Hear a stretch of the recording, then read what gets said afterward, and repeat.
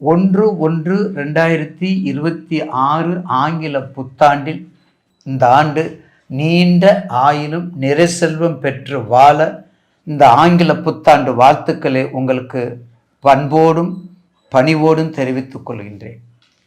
நிகழும் மங்களகரமான விசுவாச வருடம் மார்கழி மாதம் 17ஆம் நாள் இந்த 1/1/2026 நமக்கு மலர்கின்றது, பிறக்கின்றது. கூட்டு எண் 2026 கூட்டுனா 1/1/2026 12, 2026 கூட்டும் பொழுது 10. ஆக 10 என்பது சூரியனுடைய நண்பர்.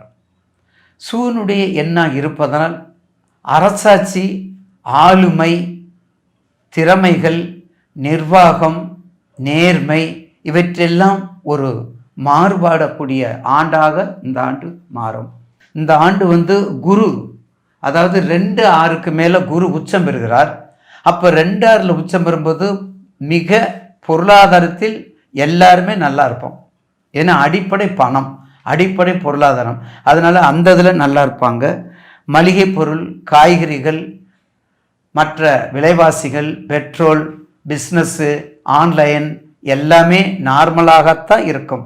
ஏன்னா இந்த வருடம் ராகு கேது பேச்சு வரும்போது தான் கொஞ்சம் வேகமாக இருக்கும். அதுக்கடுத்தது இந்த வருடம் மிக பரபரப்பான ஆண்டாகவும் இருக்கும்.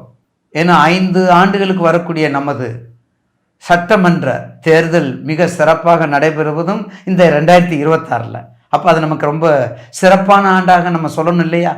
பாசம், நேசம், கொஞ்சம் பிடிவாதம், அதையும் சொல்லணும்ல, புகழ்ந்தே சொல்லக்கூடாதுல்ல. பாசம், நேசம், நான் போய் தான் ஆவேன், நான் அந்த இடத்துக்கு போய் தான் ஆவேன். கழுத்துக்கு மேலே தோலுக்கு மேலே வளர்ந்துட்டா தோலன் இல்லையா? சரி போயிட்டு வா, அனுபவிச்சுட்டு வந்தால் தானே தெரியும். அதே மாதிரி அந்த போய் தான் தெரியுங்கிறது பிடிவாதம். எவ்வளவுக்கு பாசம் இருக்குதோ அந்த அளவுக்கு பிடிவாதம், ஆராய்ச்சி, அறிவு, இது அத்தனைக்கும் சொந்தக்காரர்கள் தான் நேயர்கள், கடகராசி நேயர்கள். அப்போ கடகராசியில் பூசம், புனர்பூசம், பூசம், ஆயில்யம் 3 நட்சத்திரம். புனர்பூசம், பூசம், ஆயில்யம் 3 நட்சத்திர அதிபதி இருக்கின்றாங்க. அப்போ 3 பேரும் பூசம், புனர்பூசம் குரு நட்சத்திரம், பூசம் சனி, ஆயில்யம். பார்த்தீங்களா, அவங்களும் மிகப்பெரிய அறிவாளிகள். அதில் இருக்கவங்க புனர்பூசத்தில் ஜெயிக்க முடியாது, பூசத்திட்ட பக்கத்தில் போக முடியாது, ஆயில்யத்தை நினைச்சே பார்க்க முடியாது. என்ன சர்ப்பத்துக்குரிய இடம். அப்போ இந்த ஆண்டு 2026 ஆண்டு கடகராசி நேயர்களுக்கு எப்படி இருக்கும்? கடந்த காலத்தை விட, கடந்த நேரங்களை விட, கடந்த காலத்தை விட, கடந்த நேரத்தை விட, அதாவது தேதியும் மாறுது, மாதமும் மாறுது, வருஷமும் மாறுது. ஆனால் கடகத்துக்கு ஒரு மாற்றுதல் வரலையே நீங்கள் ஏங்கிக்கிட்டு இருந்த எல்லா நேயர்களுக்கும் இந்த புத்தாண்டு ஒரு புது மலர்ச்சி ஆண்டாக மாறும். எந்த வகையிலையா? உங்கள் சப்போர்ட்டை தசாபுத்தியை வச்சுக்கோங்க, முதல் பாயிண்ட். அதுக்கு அடுத்தது உங்களுக்கு வேண்டிய என்ன தொழில்? நீர் சம்பந்தப்பட்டது, நீர் சம்பந்தப்பட்டது, வேதங்கள் சம்பந்தப்பட்டது, மருத்துவம் சம்பந்தப்பட்டது, சித்த வைத்தியம் சம்பந்தப்பட்டது, நீர் சம்பந்தப்பட்ட அனைத்து சொல்லும், தானியங்கள் சம்பந்தப்பட்டது, டெக்ஸ்டைல் சம்பந்தப்பட்டது, வாத்தியார்கள் சம்பந்தப்பட்டது, அரசியல் சம்பந்தப்பட்டது, ஆன்மீகம் சம்பந்தப்பட்டது, தேடல், வெளிநாட்டுக்கு போக வேண்டியது, வெளிநாட்டு பெண்ணை காதலிக்க வேண்டியது. பார்த்தீங்களா எத்தனை இருக்குது? பார்த்தீங்களா உங்கள் சப்ஜெக்ட் எல்லாம் அதே மாதிரி வெளிநாட்டில் இருக்கக்கூடிய எல்லாமே கிரீன் கார்டு வாங்கி அங்கேயே இருக்க வேண்டியது. இத்தனைக்கும் சொந்தக்காரர் கடகராசி. அப்போ உங்களுக்கு வேண்டிய தொழிலை இப்போ சொல்லியாச்சு. அப்போ உங்களுக்கு குரு எங்கே இருக்கான்னு பாருங்க. வரக்கூடிய குரு பயிற்சி வரையும் உங்களுக்கு குரு எங்கே இருக்காரு? கண்டிப்பாக உங்கள் ராசிக்கு 12ல் இருக்காரு. அப்போ 12ல் இருக்கும்போது கொஞ்சம் விரயத்தை, கொஞ்சம் செலவு சிக்கனமாக வச்சுக்கோங்க. 10 ரூபா சம்பாதிக்கிறோம்னா 8 ரூபா, ஒரு 8,000 ரூபா செலவழிப்போம், ஒரு 1,000 ரூபா பக்கத்தில் வச்சுருப்போம்னு நினைப்போம். ஆனால் நினைக்க முடியாது. நீங்கள் 10 ரூபானா 15 ரூபாய்க்கு செலவுக்கு போயிடும். என்ன விரயத்தில் இருக்கிறதுனால. ஆக 6 மாதம், இன்னொரு 6 மாதம், அதுக்கு அடுத்தது உங்கள் வீட்டுக்கு குரு வர்றார். இந்த 6 மாதத்தில் குரு போகிறதுனால இல்லை, அதுக்கு அடுத்தது உங்களுக்கு சனி இருக்கார்ல. கடக ராசிக்கு இந்த ஆண்டு முழுவதும் மிக சிறப்பாக இருக்கும். அதே சமயத்தில் ஒரு 6 மாதம் கொஞ்சம் போராட்டம், அஷ்டமத்து சனியெல்லாம் குறைஞ்சு, அதை சொல்லவே கூடாது. கடகராசிக்காரர்கள்லாம் அஷ்டமத்து சனி அந்த நெகட்டிவை சொல்லவே கூடாது என்னை பொறுத்தவரையில். உங்களுக்கு மட்டுமா இருக்குது? அடுத்து இப்போ சிம்மத்துக்கு இருக்குது, அடுத்து கன்னிக்கு வரப்போகுது, 12 ராசிக்கு வரும்போது இந்த கடகத்தை மட்டும் ஏன் நம்ம அஷ்டமத்தில் சொல்றோம்? அந்த தாக்கங்கள் அதிகம், அந்த தாக்கங்கள் அதிகம். அதை விட்டுருங்க, அதை பேச வேண்டாம். அப்போ அஷ்டமதி சனி தாக்கங்கள் போவதற்கும் கண்டிப்பாக போய் விட்டது. இன்னொரு 6 மாதம் நல்ல குரு திசையில் சந்திர புத்தி, சந்திர திசையில் குரு புத்தி, சூரிய திசையில் சந்திர புத்தி, அந்த உங்களுக்கு சப்போர்ட்டட், உங்களுக்கு ரிலேட்டடாக வரணும்.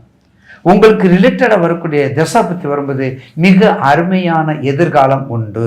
அப்போ குரு உங்களுக்கு 6 மாதத்துக்கு அடுத்து மிக, அதாவது பிற்பகுதி, குரு பயிற்சியில் முற்பகுதியை விட கடகராசிக்கு பிற்பகுதி மிக அபிரிதமான நன்மை உண்டு, குருவினால் நன்மை உண்டு. அடுத்து சனீஸ்வரர் இருக்காரு. சனீஸ்வரர் உங்களுக்கு ஏற்கனவே 8லேருந்து 9 போயிட்டார். அப்போ அதுக்குரிய பலனை உங்களுக்கு கண்டிப்பாக கொடுப்பார்.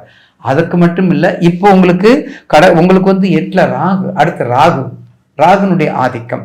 அப்போ ராகுனுடைய ஆதிக்கமும் உங்களுக்கு இருக்குது.